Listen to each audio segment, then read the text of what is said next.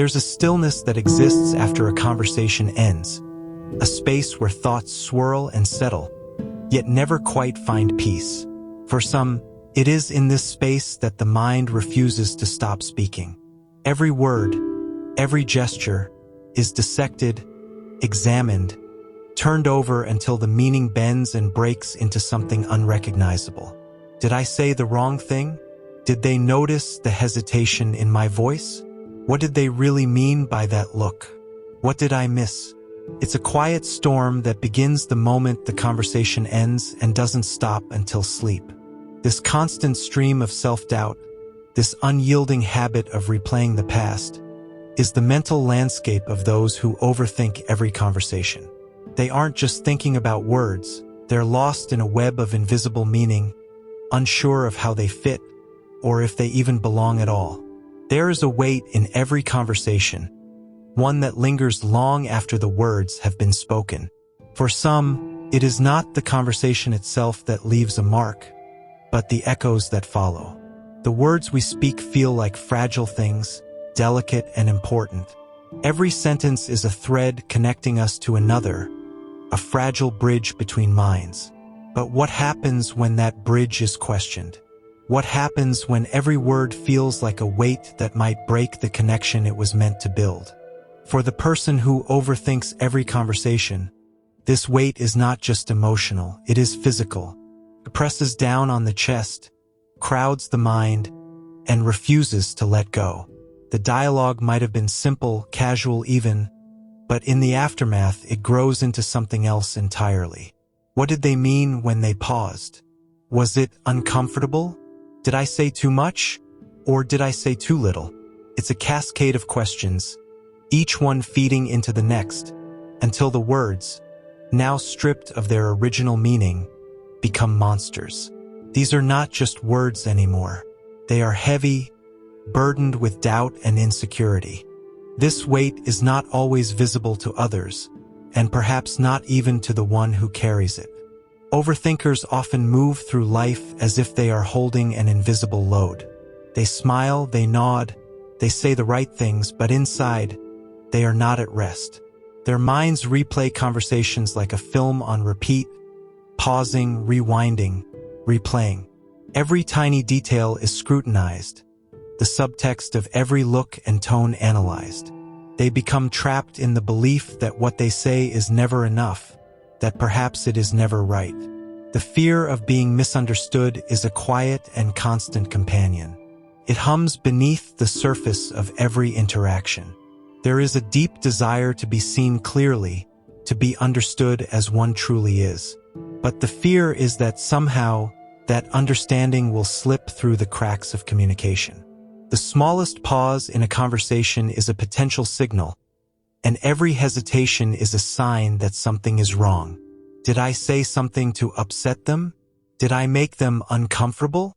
Was I too much or not enough? And then there's the self-doubt.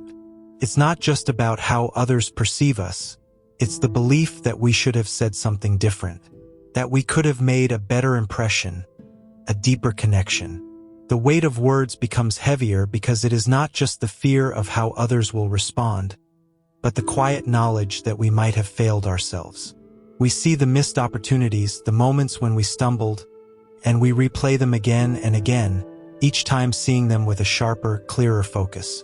What is it that makes the weight of words so much heavier for some? It's a mental pattern, a protective mechanism that keeps us constantly alert. It's a belief that the more we analyze, the more we will understand, and the less likely we are to make mistakes. But in the end, this overthinking leaves us not with clarity, but with exhaustion. The mind becomes a maze with no exit, each turn leading only to more questions. The weight of words is a silent burden, carried quietly by those who overthink.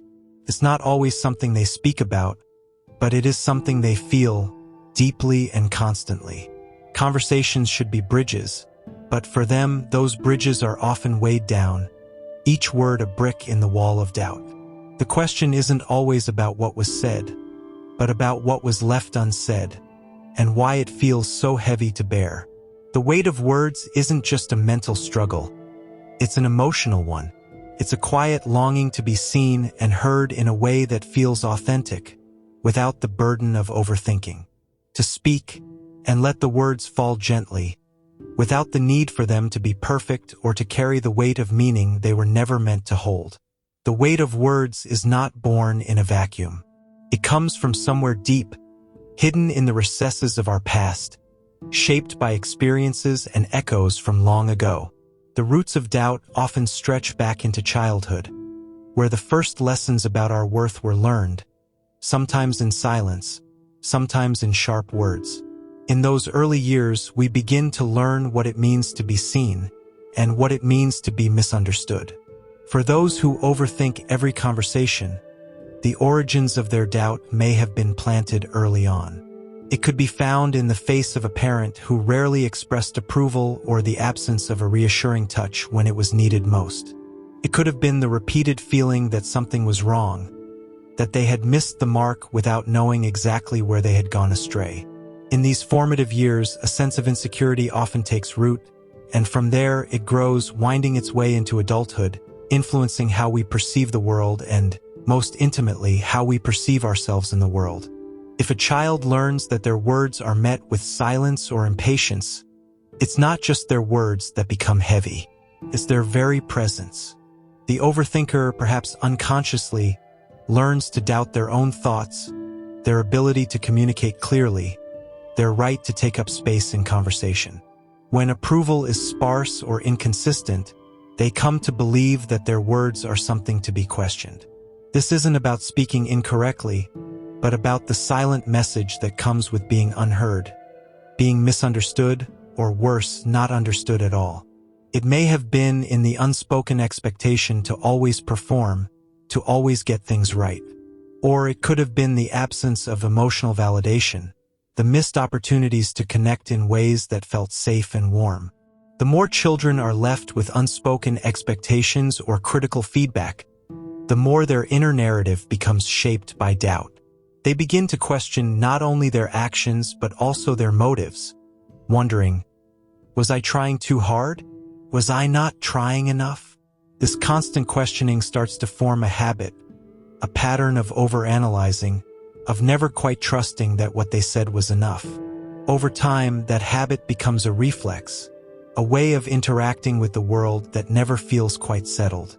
When someone overthinks, it is often not just about the present moment, but about all the past moments when they were unsure of themselves, moments where they were made to feel smaller or less than. For those who have spent years doubting their own words, conversations become a battleground. Every word spoken is laden with the fear that it might be misinterpreted, that it might be wrong. They become hyper-aware of the pauses, the silences, the subtle shifts in the tone of others. These moments aren't simply gaps in conversation. They are loaded with significance. They represent the echoes of a childhood where every word was measured, where silence sometimes meant rejection, and where being understood felt like an elusive, fragile dream. And yet, the doubts formed in childhood are not always conscious. Often, they are buried, hidden beneath the surface, far from the reach of the everyday mind. They manifest in subtle ways, in the hesitation before speaking, in the constant internal dialogue questioning whether a conversation was successful or not. The roots of doubt are often unnoticed, hiding just beneath the level of awareness. But like all unseen forces, they exert a powerful influence. Their shadow casts over each interaction, each moment of connection, making it difficult to feel truly at ease. It is a struggle between the desire to speak freely and the deep-seated fear of being misinterpreted or rejected. It is the child still within, waiting for validation, for reassurance, for a sign that their words are worth something. The scars of being unheard and unseen linger in the corners of the mind, shaping the way a person approaches every conversation, even in adulthood. The roots of doubt do not vanish with age. They are buried deeper, hidden in the places where we no longer notice them. But they are still there, affecting the way we speak, the way we listen, and the way we feel in the presence of others. In this way, Every conversation becomes a silent confrontation with the past. The overthinker, in their quest for understanding, is often searching not just for clarity in the present, but for the comfort and reassurance they never received in the past. The search for approval, for validation, is not just about a specific conversation. It's about healing the wounds of a time when they were made to feel that their words didn't matter. Overthinking is not merely a habit. It is an intricate dance between the mind and the body, a response grounded in the chemistry and biology of our being. While it may feel like an endless loop of self-doubt and second-guessing, there is a scientific explanation for why some people are more prone to overthinking, particularly in the realm of social interaction. The mind, ever vigilant and complex, is wired to analyze, assess, and predict outcomes, all in the name of self-preservation. But what happens when this natural instinct goes into overdrive? The first piece of the puzzle lies in the brain's survival mechanisms. Evolution has shaped us to be highly attuned to social cues. Our ancestors needed to be acutely aware of their surroundings to protect themselves from threats, to bond with others, and to navigate the complexities of group life. In modern life, these survival instincts persist, but they have adapted to the subtleties of human interaction. Every glance, every pause, every shift in tone is read by the brain as important. It's as if the brain is trying to predict what will happen next, seeking patterns in the flow of conversation, looking for any hint of danger or misstep. It is through this lens that overthinking begins.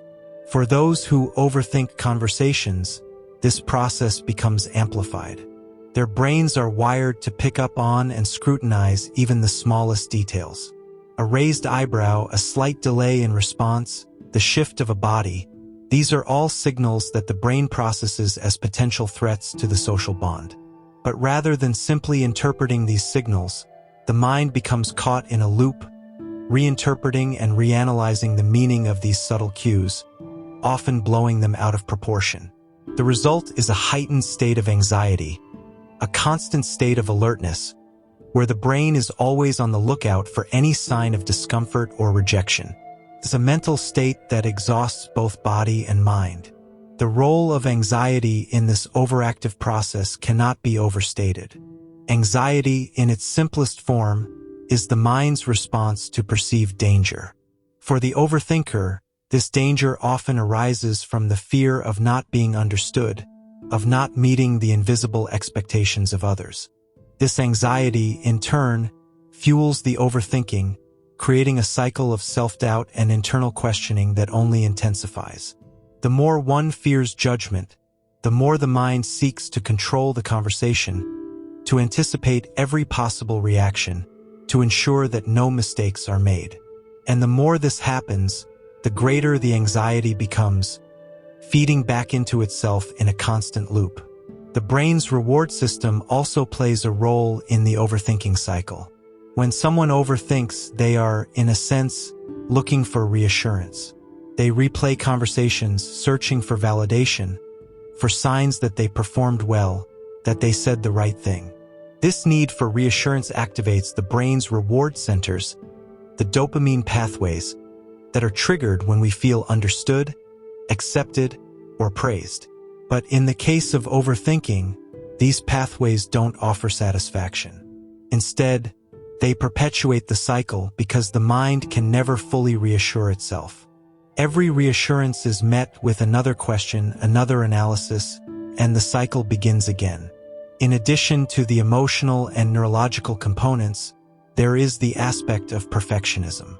Perfectionism often overlaps with the tendency to overthink. When someone is perfectionistic, they feel a constant need to get things exactly right, especially in social situations.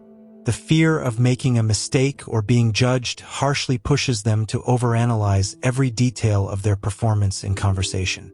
It is not enough to speak. One must speak perfectly. This ideal of perfection, while it may seem like a quest for excellence, often becomes a burden that weighs heavily on the mind, creating an endless stream of what-ifs and should-haves. Overthinking also involves the concept of cognitive distortion. a pattern of thinking that consistently biases reality in a negative or inaccurate direction. For the overthinker, cognitive distortions like catastrophizing or mind reading can be a regular part of their thought process.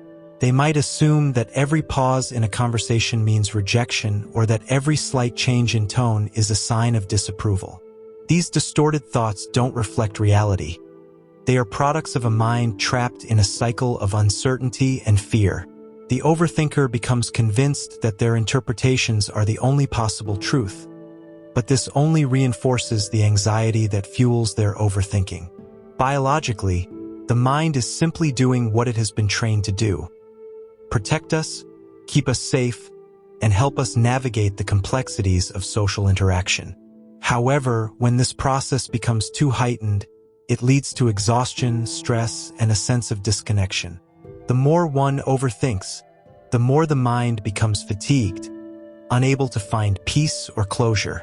It becomes a constant hum in the background, a low-level noise that never truly stops. Understanding the science behind overthinking doesn't necessarily make it easier to quiet the mind, but it does offer some comfort. It shows that the cycle is not the result of personal failure or weakness. It is a deeply ingrained biological process, one that can be unlearned, but not without patience and effort. The first step in healing from the exhaustion of overthinking is to understand that the mind, like any tool, can be retrained. The patterns may not disappear overnight, but with time, they can shift. And in that shift, there is peace to be found. Overthinking is not just an intellectual process. It is an emotional tug-of-war, a quiet battle that unfolds within the mind. On one side stands the deep, unshakable desire to be understood, to speak with clarity and confidence, to let words flow naturally without the weight of doubt. On the other side is the fear of judgment, rejection, and misinterpretation. This internal conflict is where the real struggle lies. It is not just about the words spoken, but about the emotional stakes of being seen and heard for who we truly are. The overthinker often finds themselves caught in this tension. There is a longing to speak freely, to engage in conversation without second-guessing every word. Yet, that desire is continually undermined by an internal voice that questions, "Did I sound confident enough? Did I say the right thing?" The pull between wanting to be authentic and the anxiety of making mistakes is a constant source of internal friction. And because the stakes feel so high, because being understood feels so important, every conversation becomes a battle, even the simplest ones. There is an overwhelming pressure to get it right. The overthinker often feels as though the weight of a single conversation is far greater than it should be, as if every word exchanged is a test of their worth. This pressure stems from the belief that if they mess up, if they say the wrong thing or miss an important cue, they risk being misunderstood or, worse, rejected. In these moments, the stakes feel existential. It's not just about the words. It's about being seen as valuable, as worthy of connection. The anxiety stems from a deeper fear of being cast aside, of no longer belonging. Yet, within this internal struggle, there is a yearning for simplicity. Beneath the noise of self-doubt and second-guessing, there is the quiet desire to relax, to speak with ease, to connect with others without the mental gymnastics that overthinking requires. The mind, however, resists this simplicity. It holds on tightly to its need for control, constantly scanning for any potential misstep. The more one tries to relax, the louder the internal voice becomes, pulling the individual back into a cycle of analysis and over-awareness. This inner conflict is further compounded by the sense of being disconnected from the present moment. When overthinking takes hold, the mind is no longer in the conversation. It is in the past, replaying every word, every gesture. The present moment, where the conversation should unfold naturally, becomes distant. It is as if the person is not fully there, not truly participating. Instead of engaging with the other person, they are locked in a mental dialogue with themselves. Their mind is constantly running ahead, trying to predict how the conversation will unfold, or replaying what has already been said, missing out on the flow of the moment. At the same time, the individual remains hyper-aware of every possible interpretation of their words. They wonder, what did they think of me when I said that? How did that come across? Should I have said something else? This constant scrutiny is exhausting because it forces the overthinker to be perpetually on alert. The need to ensure every word is perfect prevents them from being in the moment, from truly listening or connecting. And in turn, it prevents the conversation from being what it could be, an exchange, a shared experience of presence. In the deepest corners of the inner conflict, there is also the longing for acceptance. The overthinker is not simply trying to avoid mistakes, they are trying to fit in, to be accepted as they are, flaws and all. The fear of rejection is not just about being judged harshly. It is about the vulnerability of being seen in one's entirety, with all the imperfections that come with it. Overthinking can be seen as an attempt to control that vulnerability, to safeguard the self from potential harm. By second-guessing every interaction, the mind feels it is protecting the fragile sense of self, ensuring that nothing slips through the cracks that might reveal something undesirable. Yet, this protection comes at a cost. The constant internal struggle between wanting to speak freely and fearing the consequences of doing so leads to emotional exhaustion. The more energy spent on overthinking, the less energy remains for authentic connection. The overthinker becomes isolated, not because others are pushing them away, but because they have inadvertently pushed themselves away. The desire for approval and the fear of disapproval become so entangled that they prevent true connection. The person who overthinks in their quest for safety becomes more distant from the very people they wish to connect with.